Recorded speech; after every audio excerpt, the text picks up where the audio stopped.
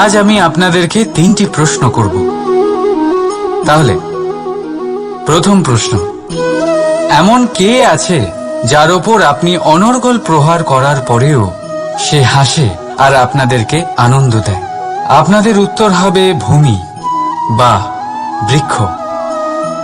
দ্বিতীয় প্রশ্ন, এমন কে আছে যে আপনার কিছু না বলাতেও সব জেনে যায়, সব বুঝে যায় আর নিঃস্বার্থভাবেই আপনার সাহায্য করতে থাকে? এবার আপনাদের উত্তর হবে ভাই বা বন্ধু।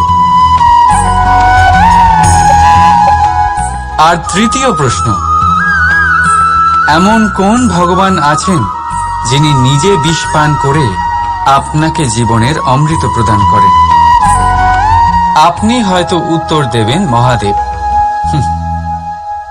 যদি আপনার উত্তর এইগুলি হয় তাহলে সেই উত্তর ভুল। এই সমস্ত প্রশ্নের একটাই সঠিক উত্তর আছে, আর তা হল মা। স্তন্য পান করার সময় আপনি পা দিয়ে কত তাকে মেরেছেন, কিন্তু তাও উনি হাসি মুখে আপনাকে আশীষ দিতে থেকেছেন। আপনি কিছু না বললেও উনি সব জেনে যান, আর এই জীবনের কঠিন পরিস্থিতির বিষ পান করে আপনাকে সুখের অমৃত দেন। এই জীবনে আপনি যাই করে নিন না কেন, মায়ের ঋণ কখনো পরিশোধ করতে পারবেন না। যদি কিছু করতে চান তবে জীবনের আনন্দের মধ্যে, অনুভূতির মধ্যে আর ধন্যবাদের মধ্যে নিজের মাকে মনে রাখবেন, আর আমার সাথে ভালোবেসে বলবেন রাধা রাধা। কিছু পাখিদের লক্ষ্য করি আমি, জীবন ভোর বাসা বানাতে থাকে। এখান থেকে ডাল কুড়িয়ে, ওখান থেকে পাতা কুড়িয়ে, সর্বদা এই কাজেই ব্যস্ত থাকে যাতে নিজের বাসা বানাতে পারে।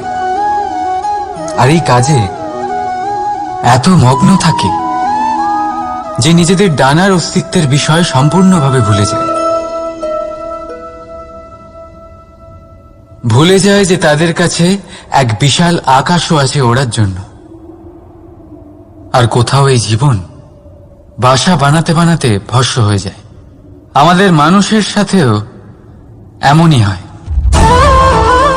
জীবন যাপনের জন্য অর্থ অর্জন করতে করতে এত ব্যস্ত হয়ে যায় যে ভুলেই যাই যে আমাদের জীবন যাপনও করতে হবে। অর্থ জীবন ধারণের জন্য হয়, জীবন ধারণ অর্থের জন্য নয়। তাই বলছি, শুধু বাসা বানাতে থাকবেন না, নিজেদের ডানাগুলি মেলুন আর উড়ান দিন এই খোলা মহাকাশে। আর ভালোবেসে বলুন রাধা রাধা। একটি পিঁপড়ের আয়ু অত্যন্ত কম হয়, 2 দিন বা খুব বেশি হলেও 1 সপ্তাহ, ব্যাস। কত কম ভোজনের দরকার পড়ে ওদের, কিন্তু তাও সে চলতে থাকে, কর্ম করতেই থাকে।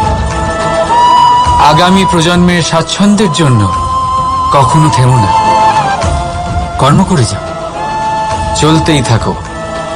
কিছু না পেলেও পথ চলায় পারদর্শী হয়ে উঠবে।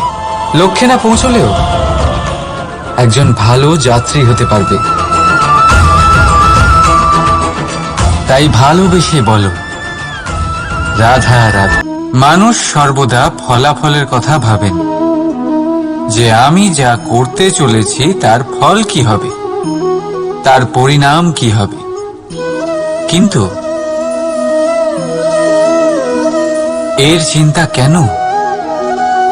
কারণ কর্ম যদি শুভ হয় তাহলে তার পরিণাম খারাপ হতেই পারে না। শুভ চিন্তা নিয়ে যারা কর্ম করেন তাদের ফলের চিন্তা কিসের? যারা ফুল বিক্রি করেন তাদের মাঝে সাঝে কাঁটা নিশ্চয়ই ফোটে, কিন্তু সুগন্ধ তাদের হাতে থেকেই যায়। হীরের সন্ধানে কয়লার খনিতে নামা ব্যক্তি কালিমা লিপ্ত হয়ে গেলেও তার হাতে হীরে অবশ্যই থাকে। তাই শুভ চিন্তা নিয়ে কর্ম করে যান, পরিণাম শুভই হবে। আর ভালোবেসে বলুন, রাধা রাধা। বাল্যকাল থেকে অনেক ধাঁধার সমাধান করেছেন আপনি, তাই তো? তাহলে আজ আরেকটার সমাধান করুন। বলুন, আপনার জীবনে এমন কি আছে যেটা আপনার সবচেয়ে বড় বন্ধু আর আপনার সবচেয়ে বড় শত্রু?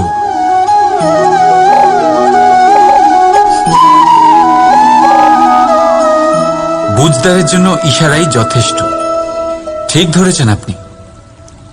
সেই বস্তু হলো সময়। কেন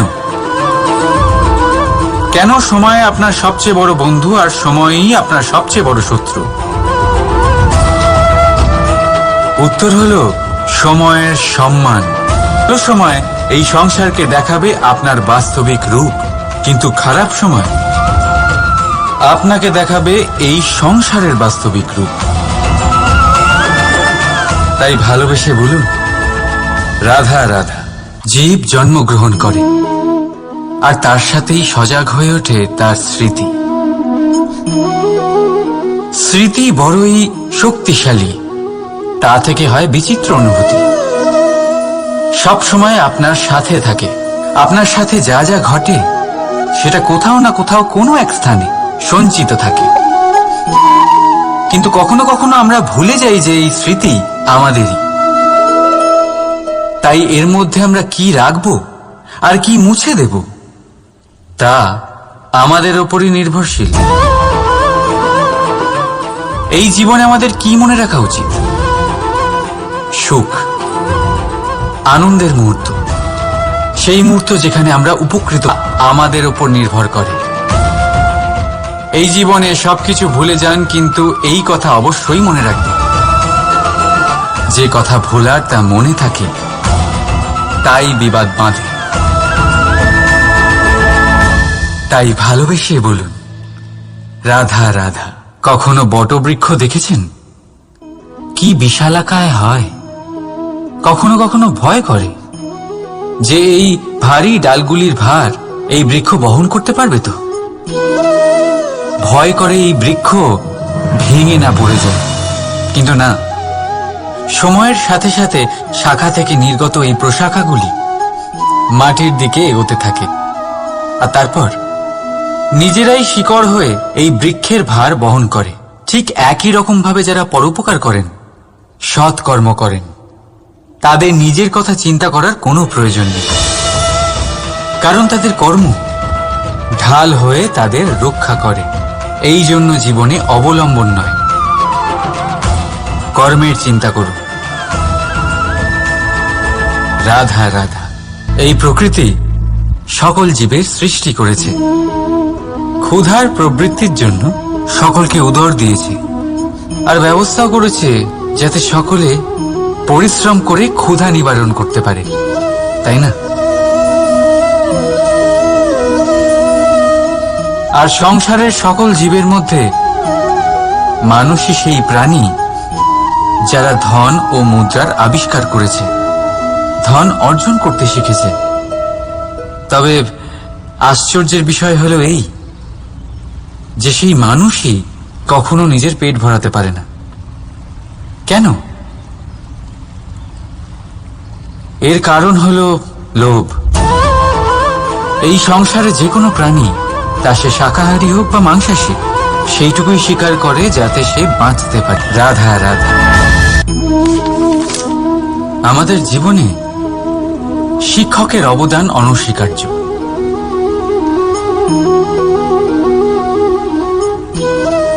শিক্ষক যিনি আমাদের জীবন ধারণের প্রয়োজনীয় শিক্ষা দেন, জীবন যাপন শেখান, আর মৃত্যুর পরেও কিভাবে সুনাম বজায় থাকবে তা শেখান। কিন্তু যদি কেউ এই প্রশ্ন করে যে আমাদের জীবনে সবচেয়ে বড়, সবচেয়ে গুরুত্বপূর্ণ শিক্ষক কে, তাহলে কেউ বলবেন মা। কারণ এই সংসারে মায়ের থেকে বেশি শিক্ষা আর কে দিতে পারেন। কেউ বলবেন অধ্যাপক, কারণ অধ্যাপকই আমাদের অস্ত্র আর শাস্ত্রের শিক্ষা দেন। আবার কেউ বলবেন বন্ধু, কিন্তু এই তিনজনের মধ্যে একটা মিল আছে। এরা প্রথমে আপনাকে শেখান আর তারপর আপনাদের পরীক্ষা নিয়ে দেখেন যে আপনি কি শিখেছেন। কিন্তু বাস্তবে সবচেয়ে গুরুত্বপূর্ণ শিক্ষক হলেন তিনি, যিনি এর বিপরীত করেন, যিনি প্রথমে আপনার পরীক্ষা নেন তারপর আপনাকে শেখান। নাকি বলবো, পরীক্ষা দিতে দিতে আপনি নিজেই শিক্ষা লাভ করেন। এই শিক্ষক হলো অভিজ্ঞতা। এই জন্য অভিজ্ঞ আর অভিজ্ঞতাকে সঙ্গে রাখলে এই জীবনে আপনাকে কখনোই অসফল হতে হবে না। তাই ভালোবেসে বলুন, রাধা রাধা। জীবনে সময় যেমনই আসুক, আপনজনদের সঙ্গ অত্যন্ত প্রয়োজনীয়। সুখ হলে বেড়ে যায়, দুঃখ হলে ভাগ হয়ে যায়। আপনজনদের সাথে কিভাবে সময় কেটে যায় তা বোঝাই যায় না, তাই না? একবার ভেবে দেখুন, যদি আপনাকে এমন কোনো এক স্থানে রেখে আসা হয় যেখানে আপনার কোনো আপনজন নেই, আপনার কোনো আত্মীয় নেই, কোনো বন্ধু নেই, তাহলে কি হবে? প্রতিটা মুহূর্ত কতটা লম্বা মনে হতে শুরু করবে। ততক্ষণ মনে হবে যতক্ষণ না আপনি কাউকে আপনজন বানাচ্ছেন। এখন ভাববার বিষয় এটাই যে কে আপনার সেই আপনজন।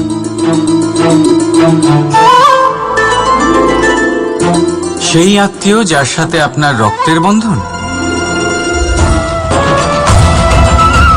তাই ভালোবেসে বলুন, রাধা রাধা।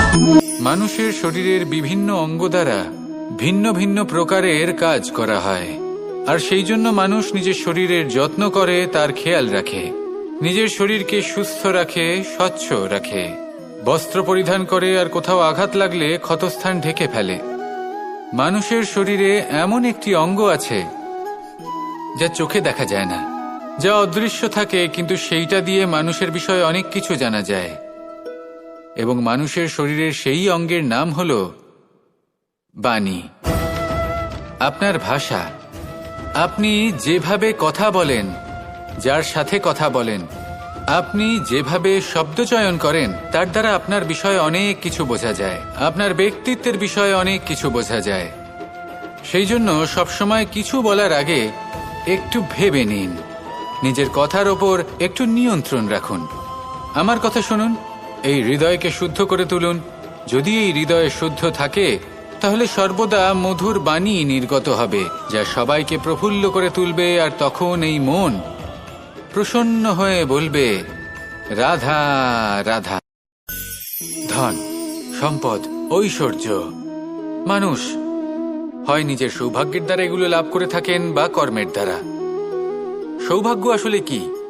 গ্রহের দশা, যা প্রত্যেক মুহূর্তে বদলাতে থাকে।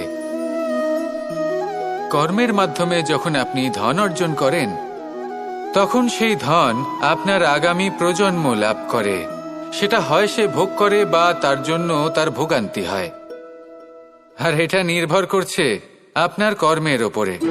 কি কর্ম করেছেন আপনি সেই ধনকে লাভ করার জন্য? যদি আপনি সৎ পথে চলেন, নিষ্ঠা ভরে আপনি কর্ম করে থাকেন এবং তার ফলে আপনি ধন অর্জন করে থাকেন, তাহলে আপনার আগামী প্রজন্ম সেটা ভোগ করবে, সেটা প্রয়োগ করবে নিজের বিকাশের জন্য। কিন্তু যদি আপনি কুকর্ম করে থাকেন, কোনো রকম ছলনা করে থাকেন এই ধন লাভ করার জন্য, তাহলে 100% আপনার আগামী প্রজন্মকে এর জন্য ভুগতেই হবে। তাহলে আপনি কি চাইবেন? যে আপনার আগামী প্রজন্ম সুখ ভোগ করবে, নাকি আপনার কুকর্মের পরিণাম ভোগ করবে? নির্বাচন আপনারই। আসুন আমার সাথে ভালোবেসে বলুন, রাধা রাধা। মাতা পিতার মনে সবসময় এই বাসনা বাস করে যে ওনাদের সন্তানের যেন মঙ্গল হয়। নিজের সন্তানকে সেই সবকিছু দেবার সবসময় চেষ্টা করতে থাকেন যেগুলো তারা নিজেরা নিজেদের জীবনে কখনো পেতে পারেননি। এবং এই প্রক্রিয়ায় সবথেকে গুরুত্বপূর্ণ বিষয়টি ভুলে যান, নিজের সন্তানকে সেই জিনিস দেওয়া যেটা উনি সব থেকে আগে পেয়েছেন। আমি ধনের কথা বলছি না, আমি বলতে চাইছি নিজের অভিজ্ঞতা দ্বারা ওনারা যে মানসিক স্থিতি লাভ করেছেন, ওনারা যে মর্যাদা লাভ করেছেন, যে শিক্ষা ওনারা লাভ করেছেন, সবার আগে নিজের সন্তানকে সেটা দেওয়া প্রয়োজন। সেটা যদি নিজের সন্তানকে দিতে পারেন, তাহলে এই সন্তান জীবনে তার পথে এগোতেও পারবে, ধন অর্জনও করতে পারবে এবং শক্তিশালী অনুভবও করতে পারবে।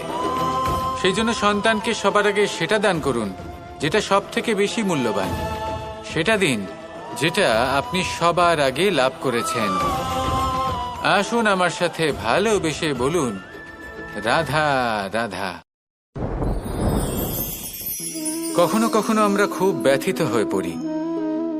আমরা নিজেদের পরিবারের জন্য এত কিছু করি আর তারা আমাদের দেখলেই ভয়ভীত হয়ে পড়ে, আমাদের দেখলে বিরক্ত হয়। কখনো নিজেদের সন্তানকে বিকাশের পথে অগ্রসর করার জন্য আমরা তাদের উপর একটু জোর দিই যাতে তারা পরিশ্রম করে, কিন্তু সেই সন্তান আমাদের উপর বিরক্ত হয়ে পড়ে। কখনো সন্তানকে সঠিক শিক্ষা দেওয়ার জন্য আমরা তাদের কিছু সীমা নির্ধারিত করি, তখন সেই সন্তানের চোখে নিজেদের জন্য আমরা ঘৃণা দেখতে পাই। মানুষ কেন ব্যথিত হবে না? দেখুন, যখন সূচের দ্বারা আপনি বস্ত্র সেলাই করেন, তখন সূচের আঘাত সেই বস্তুকে সহ্য করতে হয়, কিন্তু তাতে সেই সূচ বা আপনার উদ্দেশ্যে কোনো প্রভাব পড়া উচিত নয়, কারণ আপনি তো আপনার কর্ম করছেন, আর তাও পূর্ণ নিষ্ঠা ভরে, এবং অবশেষে আপনার উদ্দেশ্য শুভ প্রমাণিত হবে। তাই কেউ বিরক্ত হচ্ছে বলে বা কারোর চোখে নিজের প্রতি ঘৃণা দেখার ভয় কখনো পিছিয়ে যাবেন না। কষ্ট না করে বিকাশ সম্ভব নয়। কর্ম করতে থাকুন, সব কিছু শুভ হবে। আসুন আমার সাথে ভালোবেসে বলুন, রাধা রাধা। প্রেমের পরিভাষা আসলে কি? ভিন্ন ভিন্ন ধরনের ব্যক্তি, ভিন্ন ভিন্ন ধরনের প্রেমী, আলোচক বিভিন্ন ধরনের পরিভাষা প্রদান করেন এই প্রেম নিয়ে, কিন্তু প্রত্যেকের মনেই কখনো কখনো এই প্রশ্ন এসেছে, এই ভালোবাসা আসলে কি? নিজের প্রিয়তমকে জয় করাই কি প্রেম? চার হাত এক হয়ে যাবার নামই কি প্রেম? নিজের আবেগ ব্যক্ত করাই কি ভালোবাসা? না, প্রেমের অর্থ কাউকে লাভ করা নয়, বরং তার মাঝে বিলীন হয়ে যাওয়া। যদি কারোর হাত ধরে থাকি, তাহলে আজীবন তার সাথে পথ চলা হলো প্রেম। প্রেম শুধুমাত্র সেটা নয় যা প্রেমী আর প্রেমিকার কেশদামে মালা বেঁধে দেয়। মাতা পিতার জন্য দিনরাত পরিশ্রম করা, নিজের পরিবারের জন্য দিনরাত পরিশ্রম করা, সেটাও প্রেম। নিজের বন্ধুদের জন্য, আপনজনের জন্য সবকিছু উজাড় করে দেওয়ার নাম হলো ভালোবাসা। নিজের মাতৃভূমির জন্য সাহসের সাথে লড়াই করা এবং আনন্দে নিজের জীবন ত্যাগ করে দেওয়াও কিন্তু প্রেমের নামান্তর। সেই জন্য যারা বুদ্ধিমান ব্যক্তি, তারা কখনো প্রেমের পরিভাষা খুঁজতে চান না, কারণ তারা জানেন যে এই প্রেম কতটা বিশাল। তারা জানেন যে এই প্রেম হলো এক বিশাল সাগর, যাকে নিজের মুঠোয় ধরে রাখা যায় না। সেই জন্য এই প্রেমের সাগরে ডুবে যান এবং সকলকে ভালোবাসতে শিখুন। যদি সবাইকে ভালোবাসতে পারেন, তাহলে তাদেরও কল্যাণ হবে যারা আপনাকে ভালোবাসে, তাদেরও কল্যাণ হবে যাদেরকে আপনি ভালোবাসেন, আর আপনারও কল্যাণ হবে। আর তখন এই মন ভালোবেসে বলবে, রাধা রাধা।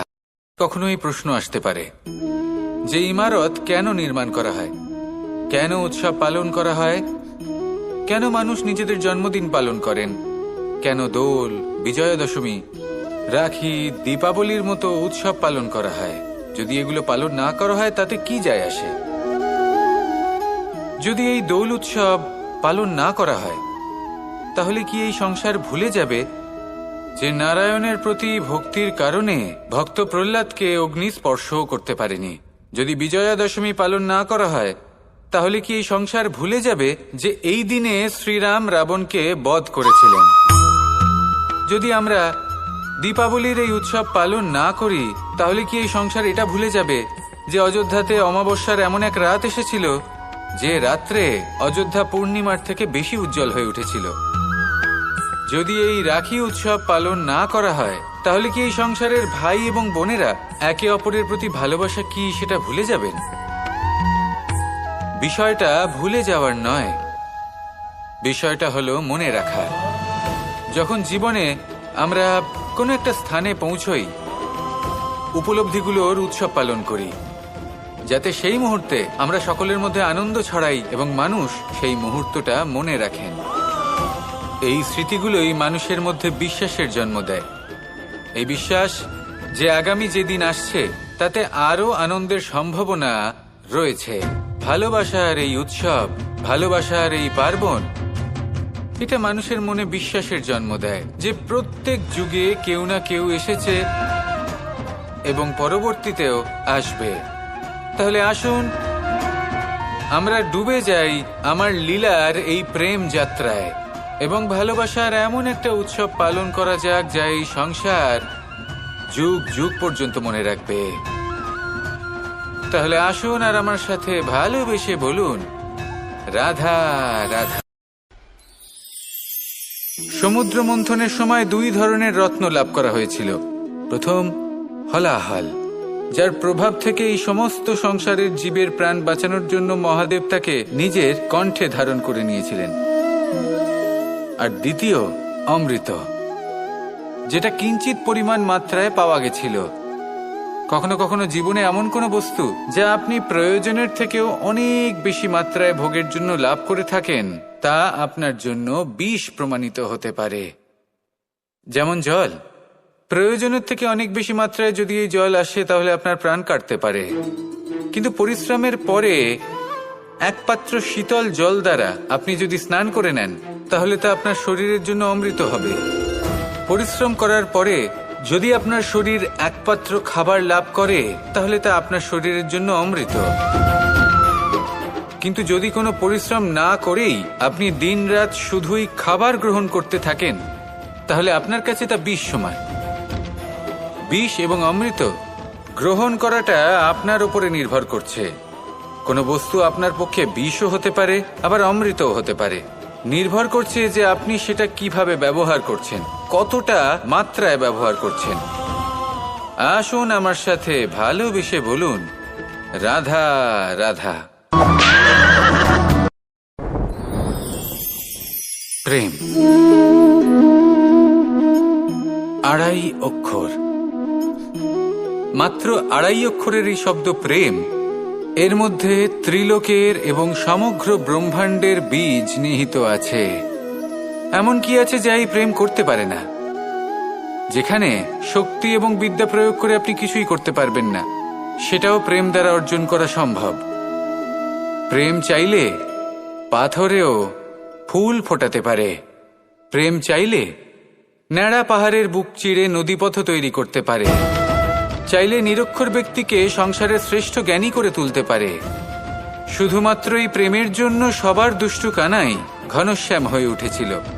শুধুমাত্র এই প্রেমের টানেই ত্রিলোকের স্বামী দ্বারকাধীশ নির্ধন সুদামার পদসেবাও করেছিলেন। এই প্রেম হলো সংসারের সবথেকে বড় শক্তি। এই সংসারের আধার হলো প্রেম। এমন কিচ্ছু নেই যা এই প্রেমের পক্ষে সম্ভব নয়। যেখানে বিদ্যা এবং শক্তি সাহায্য করতে পারে না, সেখানে এই প্রেম আপনাকে জয়ী করে দিতে পারে। তাহলে আসুন আর আমার সাথে ভালোবেসে বলুন, রাধা রাধা। এটা কোনো এক সময়ের কথা। একটি শেয়াল ভুলবশত একটি নগরীতে প্রবেশ করে এবং সে সেখানে হঠাৎ ধোপাদের পাড়ায় প্রবেশ করে। নীল রং গোলা জলে পড়ে যায়। কোনো ক্রমে পালিয়ে পালিয়ে আবার সে বনে ফিরে আসে। অন্য সব প্রাণীরা ওকে দেখে আর ভয়ভীত হয়ে পড়ে। তখন সেই শেয়াল ফন্দি এঁটে সবাইকে বলল যে, আমি হলাম দেবদূত আর তোমাদের সকলকে রক্ষা করতে এসেছি। সবাই ওর কথা মেনেও নিল। প্রত্যেক দিন ওকে ধনধান্য খাবার এইসব প্রদান করতে লাগলো। তারপরে এমন একটি রাত এলো যেদিন দূরে কোথাও কিছু শেয়ালের দল তাকে ডাকতে শুরু করলো। আর তখন এই শেয়াল নিজেকে আটকেই রাখতে পারল না। সেও ঠিক শেয়ালের মতোই ডাকতে শুরু করলো। সকলে সেটা শুনতেও পেলেন এবং সকলে এটা বুঝতেও পেরে গেলেন যে এ হলো একটা ভণ্ড। সেই জন্য জীবনে কখনো ছলনা করবেন না। তাকে আপনি যতই লুকোনোর চেষ্টা করুন না কেন, সেটা অবশ্যই একদিন সামনে চলে আসবে। আর তার থেকেও বড় শিক্ষা হলো এটা যে কারোর জীবনে সম্পত্তি, ধন ধান্য এসব চলে আসাতে তার বুদ্ধির বৃদ্ধি ঘটে না, তার ব্যবহার শুভ হয় না। এটা তখন হয় যখন সেই ব্যক্তি সেটা নিজে পেতে চায়, তার জন্য ভাবনা চিন্তা করে, কর্ম করতে থাকে। আর যখন একজন ব্যক্তি নিজের বুদ্ধি এবং ব্যবহার উন্নত এবং শ্রেষ্ঠ করে তুলতে পারেন, তখন তিনি নির্ধন হয়েও ধন অর্জন করতে পারেন। ঠিক পদ্ম ফুলের মতো।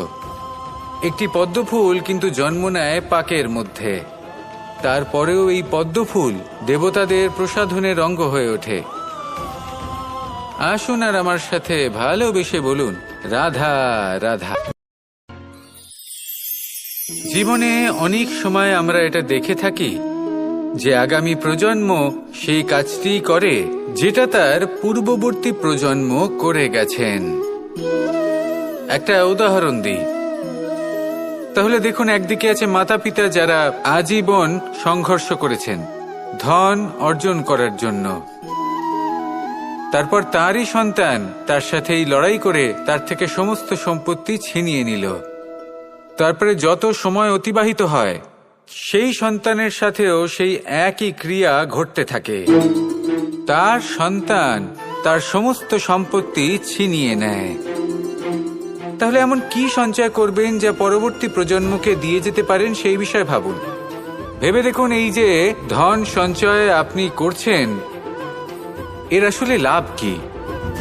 অবশ্যই আবশ্যক, কিন্তু এটাই কি শুধু সবথেকে গুরুত্বপূর্ণ বিষয়, যেখানে আপনি জানেন যে আপনি এই সম্পত্তি ভোগ করতে পারবেন না, কারণ এই সমস্ত সম্পত্তি আপনাকে পরবর্তী প্রজন্মের হাতে সঁপে দিতে হবে। তাহলে ধন সঞ্চয় করুন, কিন্তু এমন একটা সম্পত্তি কেন সঞ্চয় করা উচিত নয় যার উপভোগও আপনি করতে পারবেন, পরবর্তী প্রজন্মকেও দিয়ে যেতে পারবেন, আর মতভেদও হবে না। এমন সম্পত্তি আছে, আর এই সম্পত্তি হলো প্রেম। যদি আপনার মনে কোনো কিছু সঞ্চয় করার বাসনা জেগে ওঠে, তাহলে প্রেম সঞ্চয় করুন। সেটা পরবর্তী প্রজন্মও পাবে এবং সেই প্রজন্ম ভবিষ্যতে ভালোবাসা ছড়াতে থাকবে। আর তখন এই মন সুপ্রসন্ন হয়ে বলবে, রাধা রাধা। সূর্য এই সংসারকে আলো প্রদান করে। সূর্যের মনে যদি নিজের তেজের জন্য অহংকার জন্ম নেয়, তখন তার অহংকার ভঙ্গ করে মেঘ। সূর্যের আলো পূর্ণরূপে ঢেকে দেয়। মেঘের মনে যদি নিজের গতি নিয়ে অহংবোধ জন্ম নেয়, তাহলে মেঘের অহংকার ভঙ্গ করে পর্বত। মেঘের গতি অবরুদ্ধ করে দেয়। এবার যদি পর্বত নিজের নিশ্চলতা নিয়ে অহংকার করে, তাহলে সেই অহংবোধ ভঙ্গ করে একটি মূষক। সেই বিশাল পর্বতে একটি ছিদ্র করে দেয়। এবার যদি মূষকের নিজের মনে অহংবোধ জন্ম নেয়, তাহলে জল তার অভিমান ভঙ্গ করে সেই ছিদ্র দিয়ে প্রবেশ করে। আর যদি জলের মনে অহংবোধ জন্ম নেয়, তখন মানুষ বাঁধ নির্মাণ করে তার গতিপথ রুদ্ধ করে, জলের অহংকার ভঙ্গ করে। আর যদি মানুষের মনে অহংকার জন্ম নেয়, তখন সূর্য নিজের তাপ দ্বারা মানুষের অহংকার ভঙ্গ করে। এই সংসারে অহংকার প্রদর্শন করার কোনো প্রয়োজন নেই। আমাদের সবার মধ্যেই কিছু বিশেষ গুণ আছে, আর সবার মধ্যে কোনো না কোনো দোষও আছে। এই প্রকৃতি আমাদের কি শিক্ষা দেয়? কেউ একে অপরের সাথে লড়াই করে না, একে অপরের জন্য বাধা সৃষ্টি করে না, শুধু নিজের কর্ম করে। সূর্য নিজের প্রকাশ দ্বারা বনস্পতি এবং গাছপালাকে জন্ম দেয়। মেঘ বর্ষা সৃষ্টি করে লুপ্ত হয়ে যায়, আবার নির্মিত হয়। পর্বতের সেই নিশ্চলতা সেই বর্ষাকে একটা দিশা প্রদান করে, আর তারপরে তা ধারা হয়ে প্রবাহিত হয়ে যায়। এসব কি? এসব একটা সম্পর্ক, একটা চক্রের মতো। সবাই একসাথে নিজের কর্ম করে, তাই এই চক্র আবর্তিত হয়। এটা আমাদেরও করতে হবে। একসাথে মিলে কাজ করতে হবে। কারোর জন্য বাধা হয়ে উঠলে হবে না, কাউকে ছোট মনে করলে হবে না। এটাই করতে থাকুন। সবাই মিলেমিশে কর্ম করুন। প্রকৃতি আমাদের এই শিক্ষাই দেয়। আসুন আমার সাথে ভালোবেসে বলুন, রাধা রাধা। এই সংসার বলে যে কৃষ্ণ হলো মহাযোগী। কেউ বলে যে কৃষ্ণ হলো সাংখ্যযোগের প্রবর্তক, কেউ বলে ভক্তিযোগের, কেউ বলে জ্ঞান যোগের, কেউ কেউ এটা মনে করেন যে অষ্টাঙ্গ যোগের প্রভু হলাম আমি। কিন্তু এই যোগ আসলে কি? যোগ বিষয়টাকে বোঝা খুব একটা কঠিন নয়, কিন্তু সেই যোগকে নিজের যাপনের অংশ করে তোলা হলো অত্যন্ত কঠিন, আর তার জন্য প্রয়োজন অভ্যাস। যোগ শব্দটার অর্থ হলো যুক্ত করা, আর এটা আমি ছোটবেলায় শিখেছিলাম। যখন আমার মাখন খেতে ইচ্ছে করত আর মা মাখনের সেই হাঁড়িটা ওপরে টাঙিয়ে রাখতেন, তখন আমরা ভাবতাম যে অত দূরে পৌঁছবো কি করে। তখন আমরা যোগের বিষয়ে জানতে পারলাম, আর তখন জানতে পারলাম যে সবথেকে গুরুত্বপূর্ণ যোগ আসলে কি? সহযোগিতা, সাহায্য। আমরা সব সখারা একসাথে জড়ো হতাম, একে অপরের পিঠের উপর উঠে দাঁড়াতাম, আর তারপর আমরা ওই মাখনের হাড়ির কাছে পৌঁছতে পারতাম, আর তারপর আমরা সবাই মিলে সেই মাখন ভাগ করে খেতাম। সহযোগিতা, এটা অত্যন্ত গুরুত্বপূর্ণ। পাণ্ডবরাও মহাভারতে এটাই করেছিলেন। ওনাদের সাথেও কেউ ছিল না, একে অপরকে সাহায্য করে ওনারা অনেক বীরদের একত্রিত করেছিলেন। তারপর অবশেষে মহাভারতের এই মহাযুদ্ধে ওনারা জয়লাভ করেছিলেন। রামায়ণে রাম এবং লক্ষ্মণের সাথে কেউ ছিল না। সহযোগিতার মাধ্যমে ওনারা ভাল্লুক আর বানর সেনাকে একত্রিত করেছিলেন, আর এই সংসারের সব থেকে প্রবল রাক্ষস রাবণকে বধ করেছিলেন। মনে রাখবেন, একসাথে মিলে যদি আপনারা কর্ম করতে শেখেন, তাহলে এই সংসারে এমন কিছুই নেই যেটা আপনি অর্জন করতে পারবেন না। আসুন আমার সাথে ভালোবেসে বলুন, রাধা রাধা। এই সংসারে প্রত্যেকটা জিনিসের নিজস্ব একটা বিশেষত্ব আছে, আর তার বিশেষত্বর জন্যই তাকে বিশেষ গুরুত্ব দেওয়া হয়। যদি কথা বলি অস্ত্রের, যেমন তরোয়াল। তরোয়াল নির্মাণ করা হয়েছে রক্ষার জন্য। কত তাড়াতাড়ি সে সামনে উপস্থিত শত্রুকে নিধন করতে পারে। এবার এই তরোয়ালের কোন গুণটা দেখা প্রয়োজন? সেটার ধার। সেই বস্তুটি নয় যার মধ্যে এই তরোয়াল রাখা হয়। সেইভাবেই যদি আমি কথা বলি বানের, তাহলে এটা প্রয়োজনীয় নয় যে সেই বান কতটা তীক্ষ্ণ, কতটা বলশালী। এটা দেখা প্রয়োজন যে তার আকারটা কেমন। সে কি বাতাস ভেদ করে নিজের লক্ষ্যে পৌঁছতে পারবে? সেটা বেশি গুরুত্বপূর্ণ, সেই জায়গাটা নয় যেখানে সেই বান রাখা হয়। ঠিক সেইভাবেই যদি আপনি কোনো মানুষেরই মূল্য বুঝতে চান, তাকে পরখ করে দেখতে চান, তাহলে তার জাতি, তার ধর্ম, তার রূপ, তার আকার, সেগুলো দেখে তাকে পরখ করতে চেষ্টা করবেন না। তাকে পরখ এই সব কিছুর ভিত্তিতে করবেন না। তার স্বভাবটা দেখুন, তার গুণ দেখুন, তার প্রতিভা দেখুন, তার কর্ম দেখুন, কারণ এটাই সেই ব্যক্তির আসল পরিচয়, এটাই হলো তার অস্তিত্ব।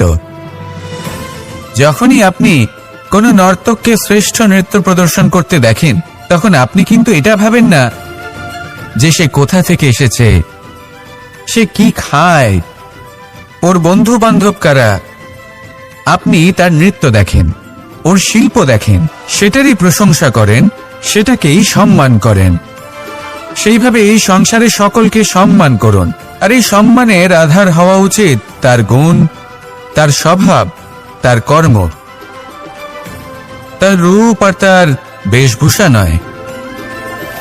আসুন আমার সাথে ভালোবেসে বলুন, রাধা রাধা। সবাই বলেন যে জীবনে কাদের সঙ্গ লাভ করছি সেটা খুব গুরুত্বপূর্ণ। এক ঝুড়ি ফলের মধ্যে যদি একটা পচা ফল আপনি রেখে দেন, তাহলে আস্তে আস্তে সমস্ত ফল পচে যায়। সেই জন্য কথায় আছে যে কুসঙ্গ থেকে দূরে থাকো। কিন্তু কি করা যায়? এই সংসার খুবই ছোট। যেখানে আমরা কাজ করি, যেখানে আমরা থাকি, যে পথে আমরা আসা যাওয়া করে থাকি, যে পথে আমরা ভ্রমণ করি, সেখানে এমন অনেক সংখ্যক ব্যক্তি থাকেন যাকে দেখে আমরা মনে করি যে এদের থেকে দূরে থাকতে হবে। তখন আমরা কি করতে পারি? তাদের কি আমরা পরিত্যাগ করব? তাহলে এই সংসারে এমন অনেক মানুষ আছেন, তাহলে কি সংসারই পরিত্যাগ করব? না, সেই ফলের মতন হবেন না যারা একটি পচা ফলের উপস্থিতির জন্য নিজেরাও নষ্ট হয়ে যান, বরং হয়ে উঠুন চন্দন বৃক্ষের মতন, যেটা আসলে সাপেদের বাসস্থান, যেখানে অনেক সংখ্যক অত্যন্ত ভয়ানক বিষধর সাপ থাকে। তারপরেও এই চন্দন, সে কিন্তু নিজের শ্রেষ্ঠত্ব হারায় না, এর মূল্য কিন্তু সেই একই থাকে। মনে রাখবেন, এই সংসারে নিজের সঙ্গ বদলানোর পূর্বে নিজেকে বদলান। নিজেকে কিছুটা এমন ভাবে গড়ে তুলুন যে কেউ আসুক না কেন সে যেন আপনাকে বিভ্রান্ত বা দূষিত না করতে পারে। আসুন আমার সাথে ভালোবেসে বলুন, রাধা রাধা। নিজের নিজের অভিজ্ঞতাগুলো দেখে, তার পরিণাম দেখে প্রত্যেক মানুষের মনে একটা ধারণা জন্ম নেয়। প্রজন্মের পর প্রজন্ম যখন অগ্রসর হতে থাকে, এই ধারণাগুলোই কারণ হয়ে ওঠে যা মানুষের জীবনে তার শুভর, অশুভর, লাভের, ক্ষতির এই সব কিছুর আধার হয়ে ওঠে। যেমন ধরুন, আপনি কোথাও যাচ্ছেন আর পথে বেড়াল রাস্তা পার করে গেল, সেটা অশুভ বলা হয়। কেউ হাঁচলে কাজ থামিয়ে দেওয়া হয়। বলা হয় যখন আপনি কোনো শুভ কাজ করতে যাবেন তখন মিষ্টি খেয়ে যাবেন, কাজ সফল হবে। যদি কোনো ব্যক্তি অনুচিত কথা বলে দেন, তার মানে অনুচিত কিছুই ঘটবে, আদি ইত্যাদি। এরকম অনেক সংখ্যক ধারণা আছে। কিন্তু সবকিছু যদি এরকমই হতো তাহলে প্রত্যেক মানুষ নিজের কথা দ্বারা নিজের বা অন্য কারোর জীবন স্বর্গতুল্য করে তুলত, নয়তো নরকে পরিণত করত। কিন্তু এরম কি আদৌ হয়? না। কারণ এই সব ধারণা, এই সব কিছু এর উৎস হলো মানুষের মন, তার মস্তিষ্ক। যখন আমরা কোনো বাক্য বা কোনো ধারণাকে একটু বেশি গুরুত্ব দিয়ে ফেলি, তার উপর একটু বেশি বিশ্বাস করে ফেলি, তখন যেটা হয়, তখন আমাদের এই ইচ্ছে শক্তি তার সঞ্চার হয় সেই বাক্যের মাধ্যমে, আর সেই জন্য সেই বাক্য আস্তে আস্তে ফলপ্রসূ হতে থাকে। এটা হলো মানুষের মনের শক্তি, তার মস্তিষ্কের শক্তি। এটা কখনো ভুলে যাবেন না। এটা প্রয়োগ করুন আর তার সদ্ব্যবহার করুন। একে প্রয়োগ করুন নিজের লক্ষ্যে পৌঁছানোর জন্য, শুভ কর্ম করার জন্য। আসুন আমার সাথে ভালোবেসে বলুন, রাধা রাধা। রামায়ণের একটা অত্যন্ত শ্রেষ্ঠ কাহিনী আছে যেটা খুব অমূল্য শিক্ষাদান করে। দশানন যখন ধরাশায়ী হলেন এবং মৃত্যুশয্যায় শুয়েছিলেন, ওনার শেষ নিঃশ্বাস ত্যাগের সময় শ্রীরাম লক্ষ্মণকে বললেন যে, হে লক্ষ্মণ, রাবণের কাছে যাও, ওখানে যাও, ওনার থেকে কিছু জ্ঞান অর্জন করে এসো। উনি হলেন মহাজ্ঞানী, আর ওনার থেকে জ্ঞান অর্জনের এটাই শ্রেষ্ঠ সুযোগ। লক্ষ্মণ প্রথমে মানতে চাইলেন না, কিন্তু শ্রীরাম বোঝানোর পরে লক্ষ্মণ ওনার কাছে গেলেন, রাবণের মাথার কাছে গেলেন আর বললেন, দাদা বলেছেন আপনার থেকে জ্ঞান অর্জন করতে। রাবণ কিছুই বললেন না। লক্ষ্মণ বললেন, আপনি তো দেখছি খুব অহংকারী, মৃত্যুশয্যায় শুয়ে আছেন, শেষ নিঃশ্বাস ত্যাগ করতে চলেছেন, আর তাও এত অহংকার। রাবণ বললেন, নিজের দাদা রামকে ডাকো। শ্রীরাম এলেন, রাবণের পায়ের কাছে এসে দাঁড়ালেন। উনি নিজের হাত জোড় করলেন আর বললেন, হে মহাপণ্ডিত রাবণ, আপনি হলেন মহাজ্ঞানী, দয়া করে আমাদের কিছু জ্ঞান প্রদান করুন। রাবণ বিনম্র চিত্তে ওনার কথা শুনলেন, খুব বিনম্র চিত্তে ক্ষমা প্রার্থনাও করলেন, আর এই সংসার একটি অত্যন্ত শ্রেষ্ঠ জ্ঞান লাভ করল। এর দ্বারা আমরা ঠিক কি শিক্ষা লাভ করি? রাম এবং লক্ষ্মণ দুজনেই ছিলেন তেজস্বী, দুজনেই ছিলেন শ্রেষ্ঠ, ছিলেন বীর, ছিলেন বলবান। কিন্তু শ্রীরামকে মর্যাদা পুরুষোত্তম বলা হয়ে থাকে, কারণ উনি বীর ছিলেন, সাহসী ছিলেন, তার সাথে একটি অত্যন্ত গুরুত্বপূর্ণ গুণ ছিল। সেই গুণ হলো বিনম্রতা। এটা খুবই শ্রেষ্ঠ একটা গুণ। যদি কেউ আপনাকে কটু কথা শোনায়, তাহলে উত্তরটা আপনি বিনম্রভাবেও দিতে পারেন। এই বিনম্রতা এমন এক আবেগ যেটা দেখে মনে হবে কোমল, কিন্তু এটা ততটাই প্রবল অস্ত্র। এমন একটা অস্ত্র যা সকলকে নিরস্ত্র করে দিতে পারে। যদি আপনি সাহসী হন এবং বিনম্র হন, তাহলে আপনি বিজয়ী হবেন। যদি আপনি জ্ঞানী হন এবং বিনম্র হন তাহলে আপনি অবশ্যই মহাজ্ঞানী হয়ে উঠবেন। তাই নিজের মনে বিনম্রতা ধরে রাখুন আর ভালোবেসে বলুন, রাধা রাধা।